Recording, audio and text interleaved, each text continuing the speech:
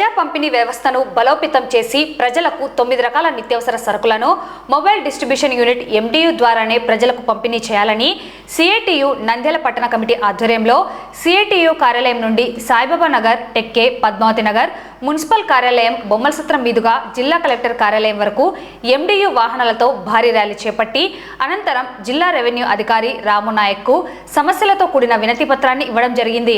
అనంతరం CITU పట్టణ అధ్యక్ష కార్యదర్శులు లక్ష్మణ్, మహమ్మద్ గౌస్, జిల్లా ఉపాధ్యక్షులు తోటమద్దులు, MDU రాష్ట్ర ప్రధాన కార్యదర్శి కాజా శ్రీనివాసులు మాట్లాడుతూ గత వైసీపీ ప్రభుత్వ హయాంలో వాహనాలను బ్యాంకుల నుండి ప్రతి నెల EMI చెల్లిస్తూ ప్రజా పంపిణీ వ్యవస్థను ప్రజల ఇంటి దగ్గరికి తీసుకువెళ్తూ ప్రభుత్వం ఏ సరుకులు ఇచ్చినా ప్రజలకు అందించడంలో MDO ఆపరేటర్ల సేవలు మెరుగైనవని అన్నారు. అటువంటి MDU ఆపరేటర్లను అర్ధాంతరంగా జూన్ 1 నుండి తొలగిస్తున్నామని చెప్పడం చాలా దురదృష్టకరమని తెలిపారు.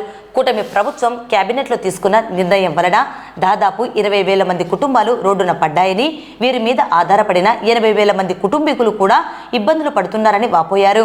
కూటమి ప్రభుత్వం అధికారంలోకి వచ్చినప్పటి నుండి ఎవరిని తొలగించాలి, ఏ వ్యవస్థను నాశనం చేయాలనే ఆలోచన చేస్తుంది తప్ప గత ప్రభుత్వం హయాంలో జరిగిన తప్పులను సవరణ చేసి మరింత పటిష్టంగా చేసే ఆలోచన చేయడం లేదని విమర్శించారు. MDU వాహనాలను తొలగించాలని, గత ప్రభుత్వం తీసుకున్న ఒప్పందాన్ని మరింత కొనసాగింపుగా చేసే విధంగా చర్యలు చేపట్టాలని, లేకపోతే MDO వాహన ఆపరేటర్లతో, అసిస్టెంట్లతో, వారి కుటుంబాలతో చలో విజయవాడకైనా సిద్ధపడతామని, కూటమి ప్రభుత్వాన్ని ప్రజల ముందు దోషిగా నిలబెడతామని CITUగా హెచ్చరించారు. ఈ కార్యక్రమంలో MDU ఆపరేటర్లు, అసిస్టెంట్ ఆపరేటర్లు 100 మందికి పైగా పాల్గొనడం జరిగింది. దేశంలోనే మొట్టమొదటిసారిగా ప్రజల ఇంటి దగ్గరికే ప్రజా పంపిణీ వ్యవస్థను ప్రతిష్టం చేసి జగన్మోహన్ రెడ్డి ప్రవేశపెట్టినటువంటి పథకాన్ని, ఆ పథకం ద్వారా ఇంటింటికి ప్రజలకు సరుకులు అందించే విధంగా MDU ఆపరేటర్స్ దాదాపుగా 9,000 మందికి పైగా కార్మికులు ఈరోజు ఉపాధి పొందుతున్నారు. అయితే ఈ ప్రభుత్వము వచ్చిన నాటి నుండి గత ప్రభుత్వం చేసినటువంటి తప్పప్పులను సవరణ చేయకుండా ఉద్యోగాలు, ఉపాధి కల్పించేటువంటి వాళ్ళందరినీ కూడా ఇంటికి సాగనంపే పరిస్థితుల్లో ఈరోజు విధానాలు ఉన్నాయి. ముఖ్యంగా తెలుగుదేశం ప్రభుత్వం అధికారంలోకి రాకముందుకు పథకాలన్నీ కొనసాగిస్తాము, ప్రజలకు దూరం చేయము అని చెప్పేసినటువంటి చంద్రబాబు నాయుడు గారు అయితేనేమి, పవన్ కళ్యాణ్ గారు అయితేనేమి, వీళ్ళందరూ కూడా మాటలు మాత్రమే చెప్పి అధికారం వచ్చిన తర్వాత ఈరోజు వైన్ షాప్ లో పనిచేసేటువంటి ఉద్యోగులను ఇంటికి పంపించినారు. అదే విధంగా ఈ రోజు రైస్ పంపిణీ చేసేటువంటి ఆపరేటర్లను కూడా మీరు ఇంటికి వెళ్లాల్సిందే అనేటువంటి రీతిలో ఈ రోజు కేబినెట్ లో నిర్ణయం తీసుకోవడము చాలా దుర్మార్గము. ఒక పక్కనేమో అధికారంలోకి వస్తే 20 లక్షల ఉద్యోగాలు కల్పిస్తాము, ఉపాధి దేశంలో పెంచే ప్రయత్నం చేస్తాము, ఎక్కడ కూడా నిరుద్యోగం లేకుండా చూస్తామని చెప్పినటువంటి కూటమి ప్రభుత్వము ఈ రోజు ఉన్నటువంటి ఉద్యోగాలను ఊడబిక్కేటువంటి ప్రయత్నం చేస్తుంది తప్ప వాళ్ళని ఏ విధమైనటువంటి రీతిలో ఉద్యోగాలు కల్పించాలనేటువంటి ఆలోచన చేయలేం లేదు. ఇప్పటికే చాలా మంది కూడా ఎదురుస్తున్నారు ఎప్పుడు సూపర్ 6 పథకాలు అమలు చేస్తారని చెప్పేసి. కానీ సూపర్ 6 పథకాలు అమలు చేయకపోగా ఉన్నటువంటి పథకాలను నిర్వీర్యం చేసి ప్రజలకు దూరం చేసేటువంటి దుర్మార్గమైనటువంటి విధానాలను అనుసరిస్తున్నారు. ముఖ్యంగా ప్రజా పంపిణీ వ్యవస్థ అనేటువంటి ఈ పథకం కొనసాగడం ద్వారా ప్రతి ఇంటికి కూడా బియ్యము, ఇతర నిత్యావసర వస్తువుల సరుకులన్నీ కూడా ఇంటికి చేరవేస్తున్నటువంటి ఆపరేటర్స్ ను ఈరోజు ఏం చెప్పకుండా, వాళ్ళతో మాట్లాడకుండా, చర్చించకుండా ఇంటికి సాగనంపేటువంటి దుర్మార్గమైనటువంటి విధానము సరైనది కాదు. దీన్ని CITUగా తీవ్రంగా వ్యతిరేకిస్తున్నాము. ముఖ్యంగా వీళ్లకు ప్రభుత్వానికి జరిగినటువంటి ఒప్పందము ఇంకా 20 నెలల పాటు ఉంది. ఆ 20 నెలలు ముగిస్తున్నా అనే 3 నెలల కాలంలో మీకు ఒప్పందం ముగిస్తుంది కాబట్టి మీరు వేరే అత్యంతమైనటువంటి పనులు చూసుకోండి, లేకపోతే మీకు మళ్ళీ ఉపాధి కల్పిస్తామన్నటువంటి రీతిలో ప్రభుత్వం ఆలోచన చేయాలి తప్ప 20 నెలల కాలం ముందే మీరు ఇంటికి వెళ్ళండి, మీకు ఎలాంటి సంబంధం లేదు ప్రజలతో అనేటువంటి రీతిలో ఈ రోజు ప్రజల నుంచి దూరం చేయడము, ప్రజలకు కూడా ప్రజా పంపిణీ వ్యవస్థను దూరం చేయడమేనని CITUగా తీవ్రంగా వ్యతిరేకిస్తున్నాం. ఇప్పటికైనా కానీ వీళ్ళను కొనసాగించాలా, ఒప్పందం ఏదైతే ఉందో వాటిని మరింతగా పెంచే ప్రయత్నం చేయాలా. ప్రజా పంపిణీ వ్యవస్థను నిజంగా అన్ని రకాల సరుకులు 9 రకాల సరుకులు ఇస్తామని చెప్తున్నారు. ఆ 9 రకాల సరుకులు ఇవాళ వీళ్ళ ద్వారానే పంపించేయాలని చెప్తున్నాము. మరోపక్క ఈరోజు జూన్ 1 తేదీ నుంచి మీరు వెళ్ళండి అని చెప్తున్నారు. వికలాంగులకు ఇంటికా నుంచి బయటికి వెళ్ళినటువంటి వాళ్ళందరికీ కూడా ఏ విధంగా డీలర్ల ద్వారా పంపిణీ చేస్తారో చెప్పడం లేదు. కాబట్టి ఇటువంటి లోపాలన్నీ ఏమన్నా ఉంటే సవరణ చేయాలి తప్ప ఆపరేటర్లను రోడ్డున పడేసేటువంటి విధానము సరైనది కాదు. దీన్ని వ్యతిరేకిస్తూ సిఐటి కార్యాలయం నుండి జిల్లా కలెక్టర్ కార్యాలయం వరకు కూడా ర్యాలీ చేపడుతున్నాము. ఇంతకు ప్రభుత్వం స్పందించకపోతే చలో విజయవాడకైనా కానీ కార్మికుల కుటుంబాలన్నీ సిద్ధంగా ఉంటాయని కూటమి ప్రభుత్వాన్ని హెచ్చరిస్తున్నాం. ఈ ఎండి వ్యవస్థను రద్దు చేస్తామని చెప్పి కేబినెట్ నిర్ణయం చెప్పి మన నాదెళ్ల మనోహర్ గారు స్పీచ్ చేయడం జరిగింది. దానికంటే ముందు 10 రోజుల ముందర మేము నాదెళ్ల మనోహర్ గారి నుంచి సివిల్ సప్లై మన కమిషనర్ నుంచి ఫోన్ వస్తే మేము విజయవాడకు పోయినాం, రాష్ట్ర నాయకులలో పోయినాం.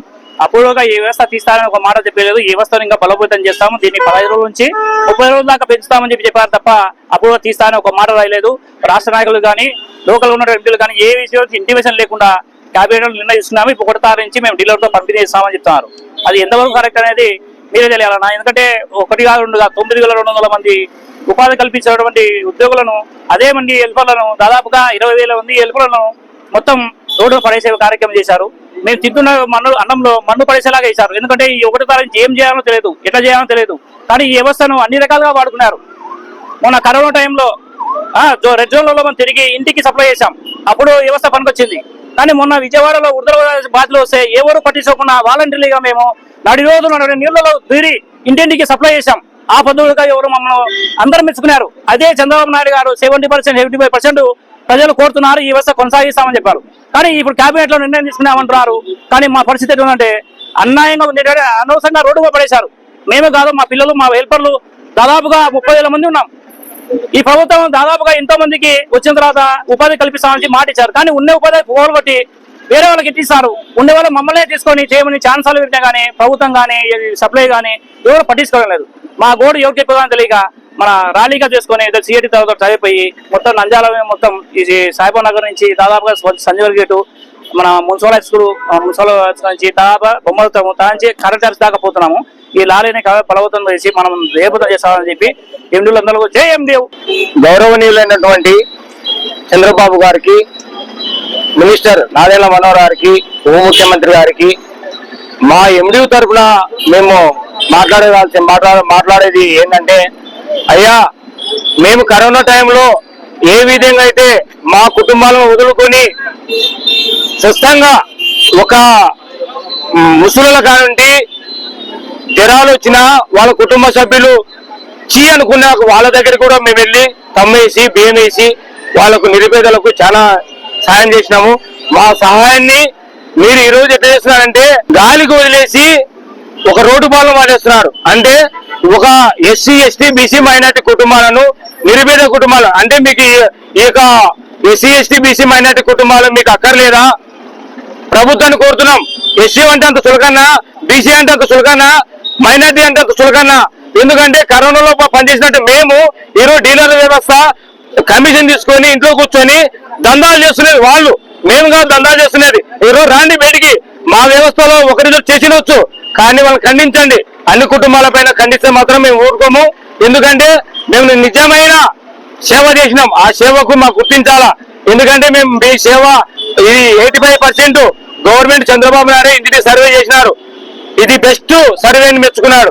ఆ రోజు సర్వే మెచ్చుకున్నటువంటి చంద్రబాబు గారు ఈ రోజు ఎందుకు మెచ్చట్లేదు అంటే తల్లిపాలు తాగిన రొమ్ముల మీద కుదవద్దు. ఎందుకంటే మా కుటుంబాలు చాలా వ్యవస్థ మీద ఆధారపడి ఉన్నాం. కానీ ఈ వ్యవస్థ మీద మనం బయటేస్తే దాదాపు 20,000 కుటుంబాలు ఈరోజు రోడ్డు పాలన పడతాం. మీరు మాకు చేయాల్సినటువంటి న్యాయం చేకూరకపోతే విజయవాడ కూడా మా యొక్క ఫ్యామిలీ తల్లుల పిల్లలతో సహా వచ్చి మీ రోడ్డు పాలన నిరసన తెలియజేస్తామని కోరుతున్నాం.